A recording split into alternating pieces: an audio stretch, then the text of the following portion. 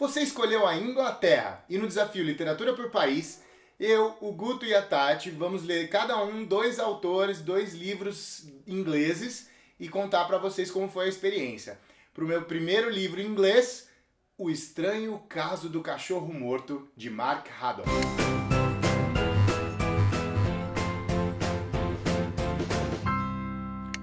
Mark Haddon é um autor inglês de livros infantis que em 2003 começou a mudar o foco da sua carreira e escreveu esse primeiro livro de romance adulto. Entretanto, é interessante como o livro fica mais ou menos num intermediário entre um livro infantil e um adulto. Eu explico. É que o narrador desse livro é o Christopher, que é um garoto que tem síndrome de Asperger. Ele é um garoto autista.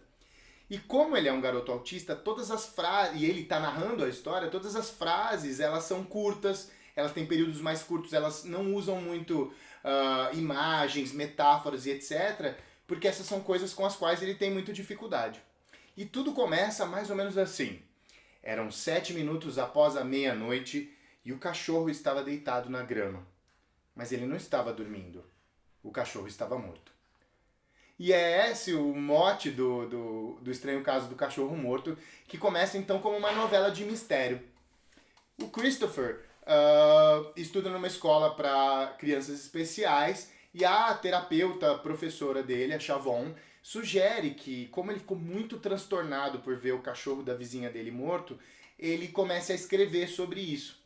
Como o Christopher gosta muito de novelas de mistério, como as do Sherlock Holmes, ele acaba querendo escrever uma novela de mistério. Até porque ele diz que ele não se dá muito bem com essas coisas das novelas de verdade, né?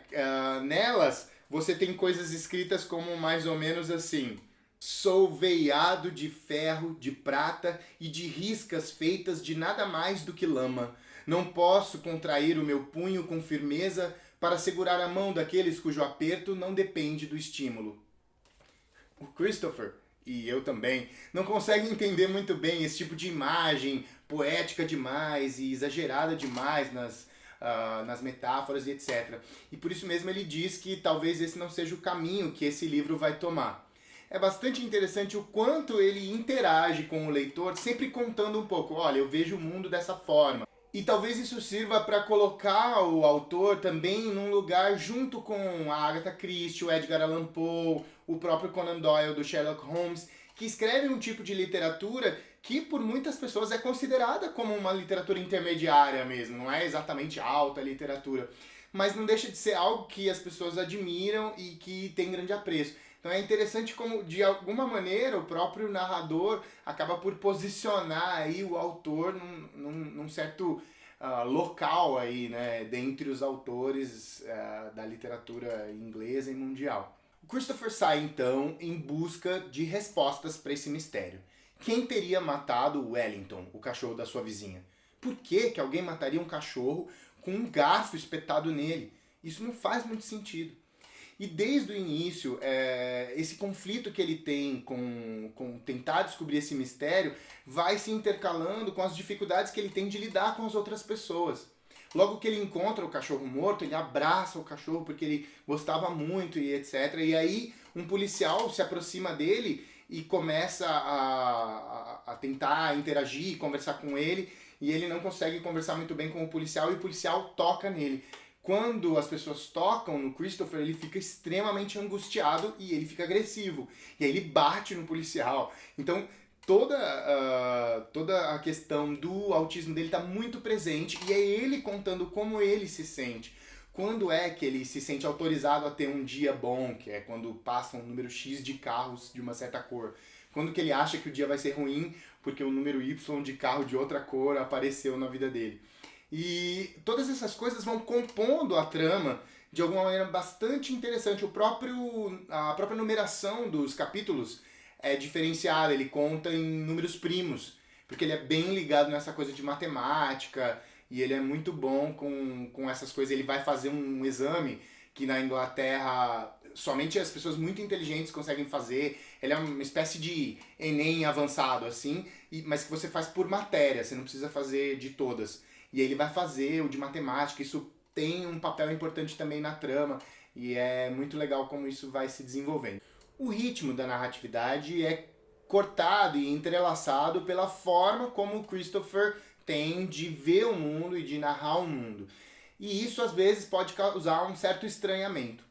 Mas eu particularmente acho que faz todo sentido e que isso contribui para a percepção do leitor de como é que ele enxerga o mundo. Eu tive uma experiência interessante também. Na verdade, eu ouvi esse livro 2 vezes. Na versão original em inglês, ele tem uma versão narrada por Ben Tiber, que é um garoto que tem uma voz que parece bastante infantil, parece um garoto de 12, 13 anos, o timbre da voz. E foi a primeira vez que eu ouvi a história e eu gostei muito, porque me parecia isso. Mas na história o Christopher tem 15 anos. E aí eu ouvi essa segunda narração por Jeff Woodman, e essa narração ela está disponível na internet, inclusive num site que tem o objetivo de pessoas que querem aprender inglês, ele está disponível lá, tanto o PDF para você ler, quanto o áudio, e para fins educativos está lá disponível.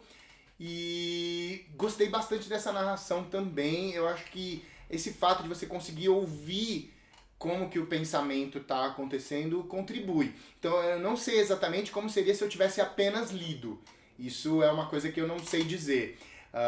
Além disso, eu entrei em contato com essa narrativa no idioma original. Mas ele está lançado no Brasil pela editora Record. O Manuel Bandeira, o meu poeta favorito, diz que as coisas que não têm nome são mais frequentemente pronunciadas por crianças. Eu não sei se esse livro é exatamente uma história de criança. Tem palavrão, tem assassinato, tem traição e um monte de outras coisas. Eu acho que o Mark Haddon consegue trazer esses elementos para a narrativa de uma maneira muito inteligente, usando o olhar diferenciado de uma criança autista. Entretanto, eu não sinto que esse é um livro exatamente que tem uma pegada infantil. Sinto que ele é mais para infanto-juvenil e adulto do que qualquer outra coisa. E ele é muito interessante porque aborda questões muito sérias, como a questão do preconceito contra as pessoas que enxergam o mundo de forma diferente. Fala sobre... tem um momento que ele está na escola e ele fala assim, aqui a gente não pode chamar de ninguém de retardado, mas em compensação as pessoas falam que especial é uma palavra melhor para ser usada, mas as pessoas me zoam dizendo assim, especial, especial. Ou seja, no fundo, que diferença faz usar uma palavra ou não? Então ele entra em contato com esse tipo de questão séria através do olhar diferenciado do Christopher, e eu sinto que isso é uma maneira de tocar as pessoas, talvez se não pela porta da frente, pela janela. Ele também vai falar sobre o amor e a falta de amor, a traição que às vezes acontece entre duas pessoas que se amam por um longo tempo e que eventualmente esse relacionamento se desgasta. E qual que é a visão de uma criança que não consegue entender isso muito bem a respeito dos desdobramentos dessa traição, por exemplo. Então, de toda forma, conforme o Christopher vai se embrenhando nessa jornada muito improvável de sair de casa e enfrentar o mundo para poder descobrir essa coisa que é tão importante para ele, que é quem assassinou o cachorro Wellington, o Christopher vai nos encantando cada vez mais. E esse menino que enxerga de forma diferente iluminou a minha cabeça, o meu modo de enxergar o mundo em 5 lampadinhas. Esse foi o meu primeiro livro do Desafio Literatura por País. Fique ligado para ver o vídeo do Guto e da Tati, também com autores ingleses. Para mais conteúdo sobre livros e literatura, fique ligado no Cabine Literária. Se você gostou, curta e inscreva-se no canal.